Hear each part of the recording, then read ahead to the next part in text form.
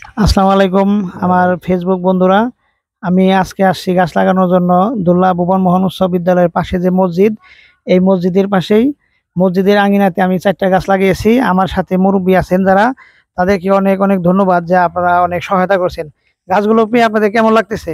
গাছগুলো খুব একটু কাছে সুন্দর নেন, কাছে লাগতেছে। নেন। গাছগুলো খুব সুন্দর লাগতেছে। আপনাদের ভালো লাগতেছে? খুব ভালো লাগতেছে। আমি শুধু আপনাদের এখানে না, আমি অন্যান্য স্কুলে দিছি এবং আরো স্কুলে দিব ভবিষ্যতে। আগামীকাল লাগাবো, আপনাদের এই মাঠে লাগাবো। আমি আমার স্যার যে কার্তিক স্যারে বলছি, স্যার থাকবে। তারপরে কালকে হামদুলিয়ার প্রাইমারি স্কুলে দেওয়া হবে, হামদুলিয়া চামুটিয়া সরকারি প্রাথমিক বিদ্যালয়ে। এবং আপনাদের কাছে একটা অনুরোধ থাকবো যে এই গাছগুলো আপনারা একটু দেখাশোনা করবেন। না, অবশ্যই আমরা মসজিদে নামাজ পড়ার আসি, নামাজ পড়তে আসলে পরে গাছে পানি টানি দিব বা গাছ দেখবো। গফুর ভাই কিছু বলবেন? একটু বলেন। বলছে মামা বলছে, আর অসুবিধা আছে? আপনি তো মসজিদের কেশিয়ার, অবশ্যই। হ্যাঁ, যেহেতু আপনি মসজিদের কমিটির সাথে জড়িত, আপনার একটা গুরু দায়িত্ব এই গাছগুলো দেখাশোনা করা।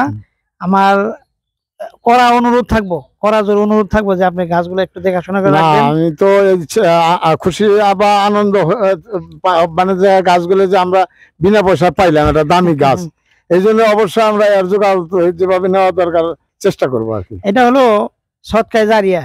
মানুষ মারা যাওয়ার পরও তার আমলনামা বন্ধ হয়ে যাবে, কিন্তু গাছ, স্কুল কলেজ প্রতিষ্ঠান করা, টিউবওয়েল দেওয়া, এই যে চলমান যে কাজগুলা, এগুলা মানুষের মরার পরেও তার আমলনামায় কিন্তু সব যোগ হবে। সেই কারণে দেওয়া।